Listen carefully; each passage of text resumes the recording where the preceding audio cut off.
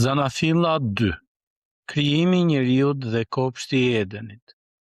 Adami, Eva dhe pema e jetës. Zanafilla 2, vargu 7 në thot: Atëherë Zoti Perëndi formoi njeriun nga pluri i tokës, i fryu nga vrymat e hundës, një frym jete, dhe njeriu bë një qenie e gjallë.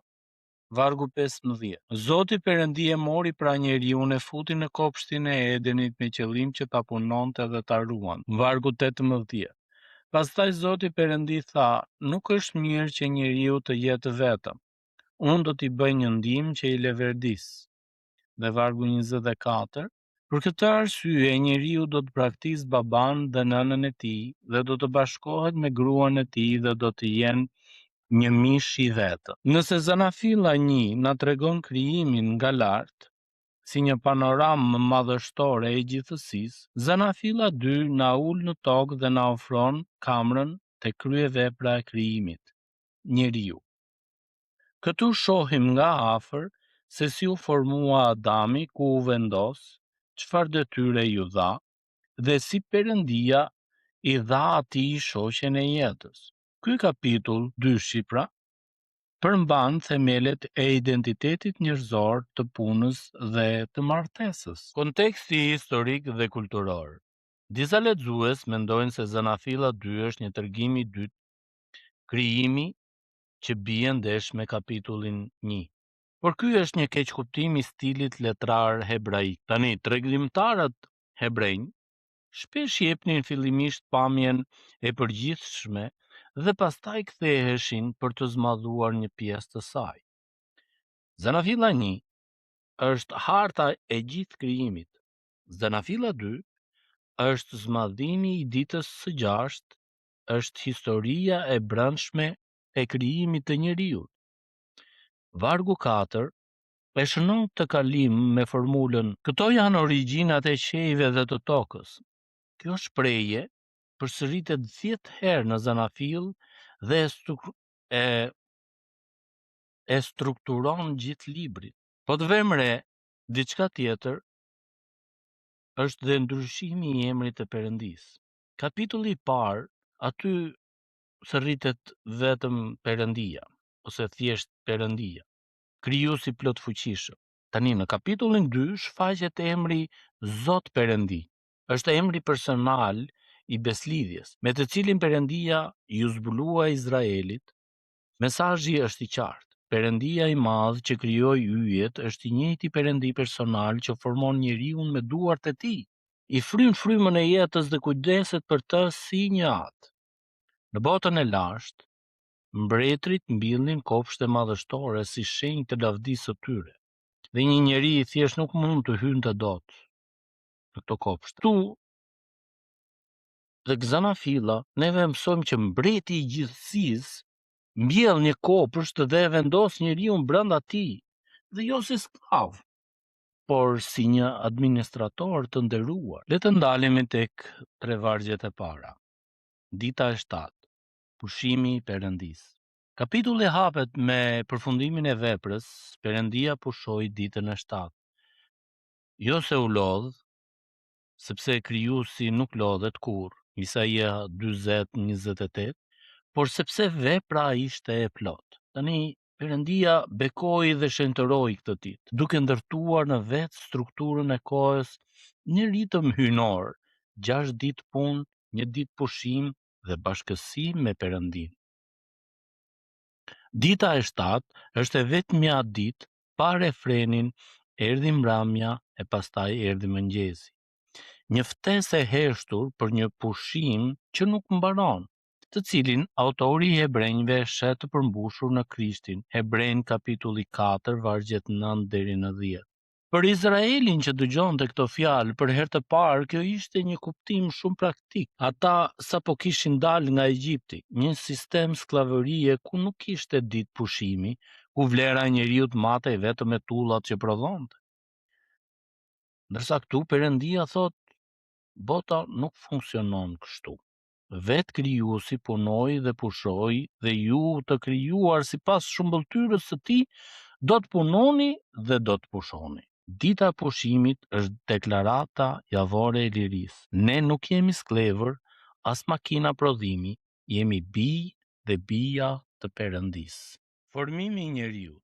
Vargu 7 është një nga vargjet më të thella në të gjithë Biblën.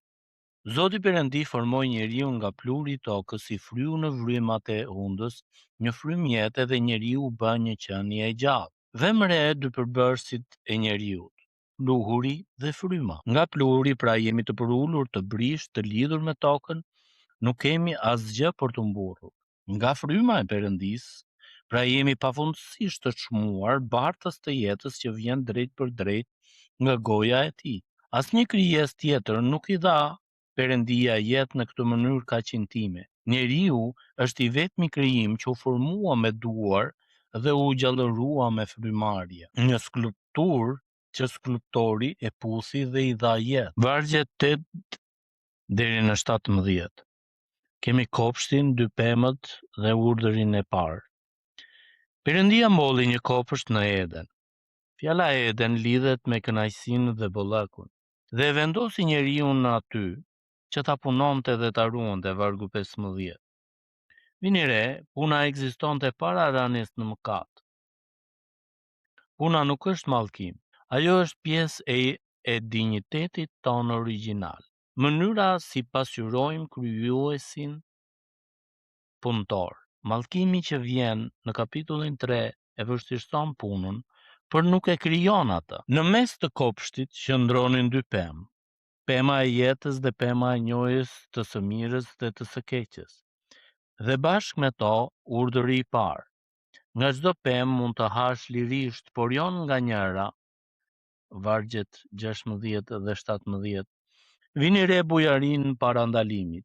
Perëndia i dha njeriut një botë të tërë me po dhe vetëm po. Por pastaj dha vetëm një jo. Ky kufi i vetëm nuk ishte burg, por provë dashurie.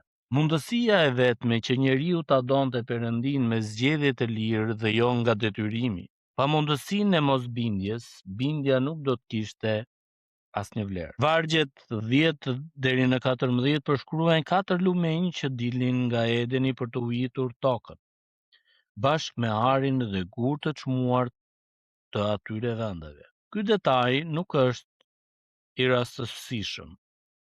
Kopshti nuk ishte një ishull izoluar, por burim bekimi që rritet drejt gjithë botës. Që në fillim plani i Perëndisë ishte që bekimi të burojë nga vendi i pranisë së tij dhe të përhapet. Një model që do ta shohim sërish te premtimi për Abrahamin. Te ti do të jenë të bekuara tërë familjet e tokës.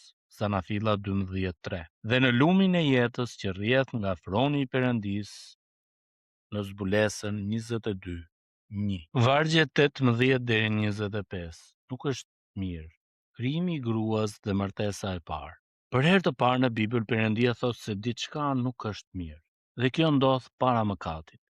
Njeriu i vetëm, edhe në parajs, edhe në bashkësi me Perëndin, kishte nevojë për një shoqe të barabartë. Perëndia i solli kafshët që Adamit u vinte emra. Dhe ky detaj është domethënës në vetvete. Të vesh emra në botën e lashtë do të thoshte të ushtroje autoritet dhe dallim. Adami po vepronte si nën mbret i Perëndisë, duke përdorur dhuratën e gjuhës dhe të mendjes për ta klasifikuar botën. Por pikërisht gjatë këtij procesi ai kuptoi diçka të dhimbshme. Çdo krijesë kishte shoqen e vet, vetëm ai ishte i pashoq. Perëndia e lejoi Adamin ta ndjente vetmin para se ta plotësonte atë. Ndonjëherë Perëndia na le ta ndjejmë nevojën që dhuratën ta çmojmë siç duhet. Atëherë Perëndia bëri operacionin e parë në histori. Nga brinja e njeriu të formoi gruan. Komentuesit e vjetër kanë thënë bukur. Ajo nuk u mor nga koka e tij që ta sundonte as nga këmbët që të shkelej prej tij, por nga brinja pranë krahut të tij për të qenë e barabartë nën krahun e tij për të mbrojtur dhe pranë zemrës së tij për të dashur. Dhe përgjigja e Adamit, vargu 23, është poezia e parë e Biblës. Njeriu i parë shpërthen në këngë kur sheh gruan e parë. Jo së fundi është kocka e kockave të mia dhe mishi i mishit tim. Vargu 24. është themeli biblik i martesës, të cilin Jezusi vetë citon tek Mateu kapitulli 19 vargu 5.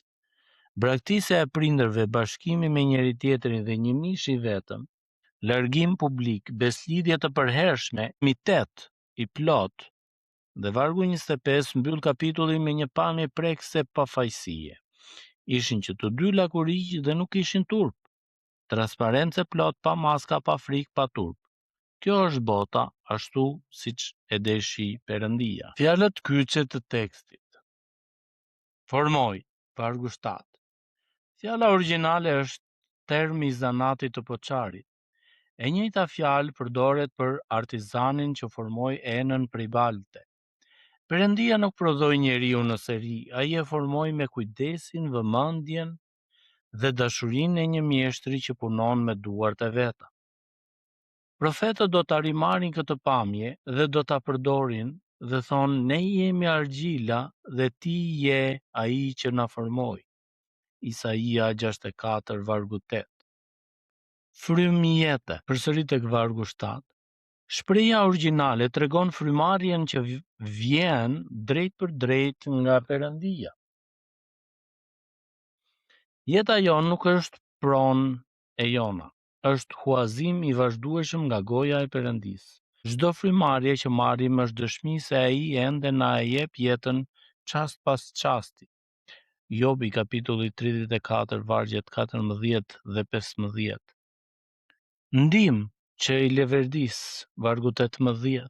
Fjala origjinale për ndihmë nuk nënkupton as pak inferioritet. Përkundrazi, me shumicën e rasteve në Dhjetën e Vjetër kjo fjalë përdoret për vetë Perëndin si ndihmësi i Izraelit.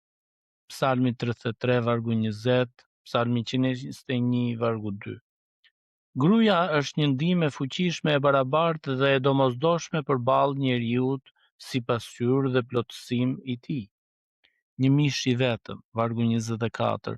Shpreha origjinale tregon një bashkim të plot, jo vetëm fizik, por të gjithë personit, trup, zemër, qëllim dhe jetë. Dy histori që bëhen një histori e vet. Lidhja me Krishtin dhe dhjatën e re.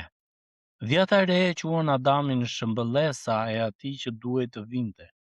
Romakëve 5:14. Pali e zhvillon këtë paralele në mënyrë madhështore.